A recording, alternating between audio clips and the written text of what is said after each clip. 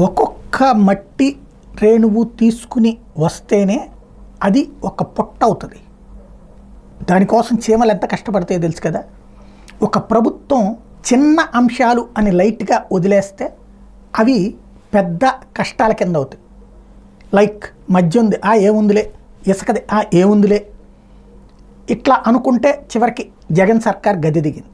అదే సందర్భంలో ప్రతి చిన్న అంశము కూడా కీలకమే అనడానికి సాక్ష్యం గన్నవరం ఆ ప్రాంతంలో ఉన్నటువంటి వాళ్ళకి కార్గో సేవల విలువ తెలుసు, వ్యాపారస్తులకి, ఆక్వా వాళ్ళకి.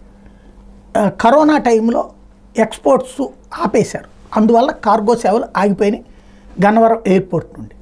వాస్తవంగా అది చాలా సింపుల్ ఇష్యూ. ప్రభుత్వం తలుచుకుంటే విజయసాయిరెడ్డి వెళ్ళి చూడయ్యా దాని సంగతి అంటే తేల్చేసేవాడు ఆయన.